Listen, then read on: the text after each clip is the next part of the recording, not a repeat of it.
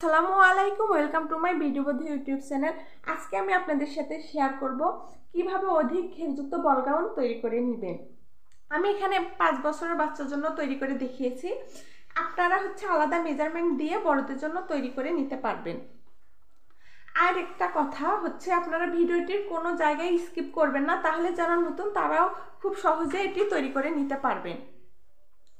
আর আমার চ্যানেলটি অবশ্যই সাবস্ক্রাইব করে দিবেন এবং একটি লাইক দিয়ে যাবেন।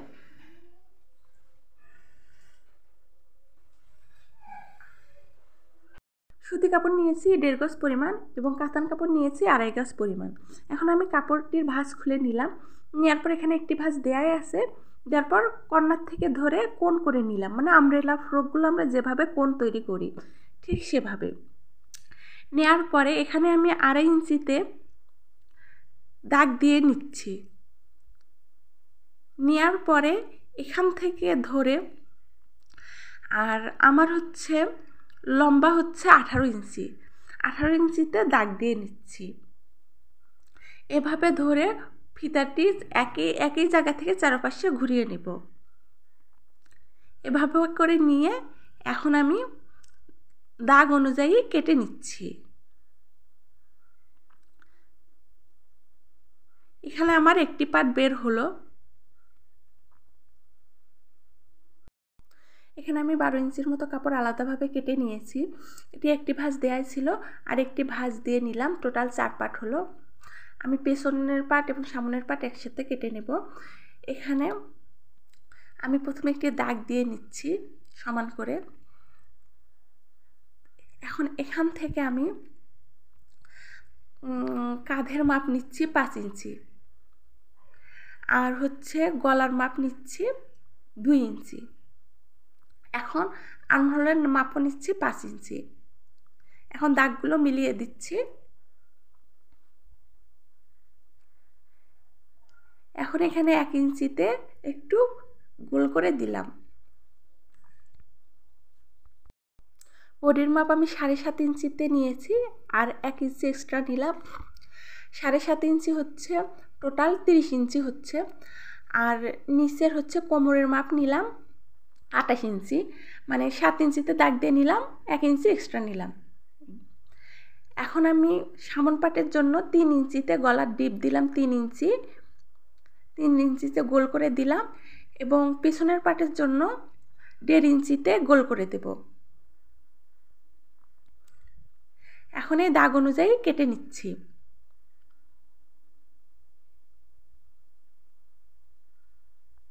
আমি প্রথমে পিছন পাটের গলাটি কেটে নিচ্ছি, রাখার পরে আলাদা করে রেখে এখন সামন পাটের গলাটি কেটে নিচ্ছি। এখন এই দুটি অংশ কাতান কাপড়ের উপরে রেখে একইভাবে করে কেটে নিয়েছি।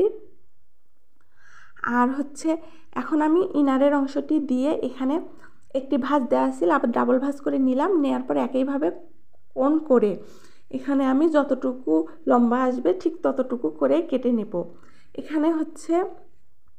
এখানে যেহেতু আমার 8 পার্ট আছে, তাই আমি 3.5 ইঞ্চিতে দাগ দিয়ে নিয়েছি। আমি দুটি পার্ট এখানে একসাথে কেটে নিয়েছি। দেখুন, এখন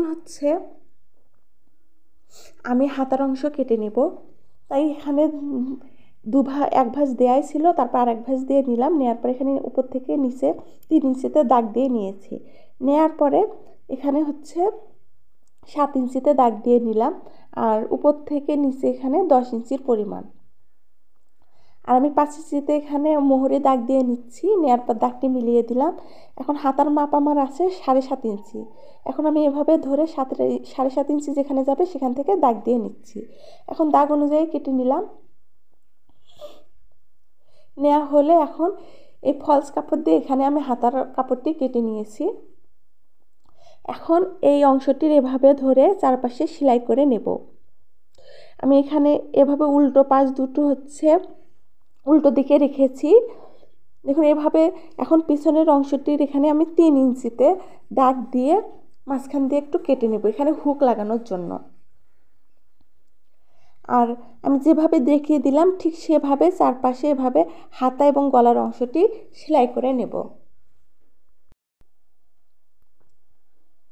দেখুন আমি এভাবে সেলাই করে নিয়েছি।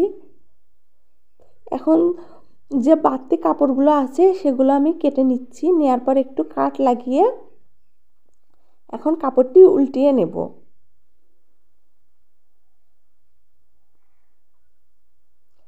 এখন আমি কাপড়টি উল্টিয়ে নিয়েছি। এভাবে সমান করে এখন এর উপর দিয়ে একটি চাপ সেলাই দেব। দেখুন এভাবে সুন্দর করে আমি চাপ সেলাই দিয়ে দিয়েছি। এখন আমি কাঁধ জয়েন দিয়ে নেব। কাঁধ এখানে জয়েন দেওয়া হয়েছে। এখন আমি হাতা লাগিয়ে নেব। দেখুন হাতা আগে থেকে আমি জয়েন দিয়ে নেব না, একসাথেই জয়েন দিয়ে নেব। এখন এখানে এক মাথা থেকে ধরে এভাবে করে ধরে সেলাই দিতে হবে। এখন আমি সেলাই দিয়ে নিচ্ছি। দেখুন এভাবে করে সেলাই দিতে হবে।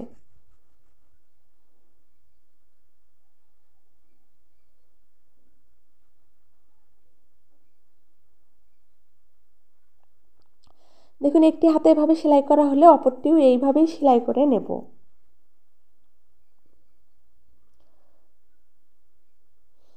আমার দুটি হাতায় সেলাই করা হয়েছে। সেলাই করার পর আমি চারপাশ দিয়ে মানে সিধে পাশে এভাবে করে সেলাই দিয়েছি। চারপাশ দিয়ে সেলাই দেওয়ার পর এখন বাড়তি অংশগুলো একদম সেলাই বরাবর করে কেটে নিচ্ছি।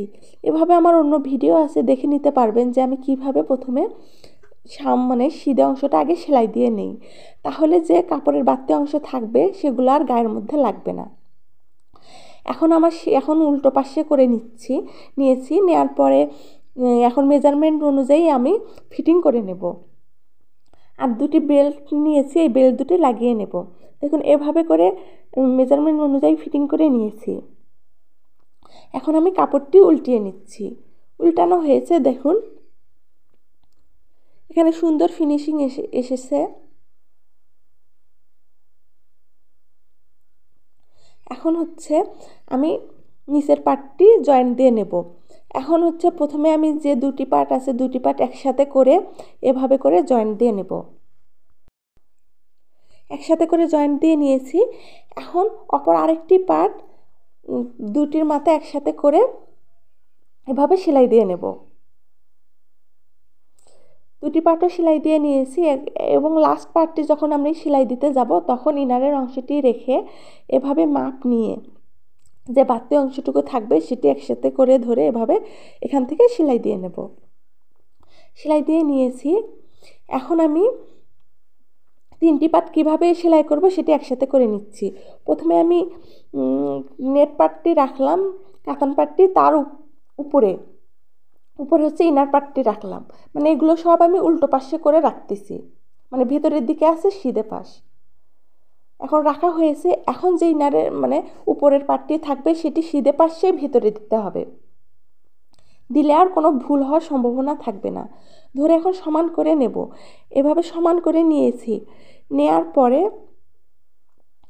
এখন তিনটি পার্ট এভাবে ধরে একসাথে করে ধরে ধরে সেলাই দিয়ে নিতে হবে। এখানে আমি সেলাই দিয়ে নিয়েছি। দেখুন একটু সাবধানে ভালোভাবে সেলাই দিয়ে নিতে হবে। এখন আমি উল্টিয়ে নিলাম।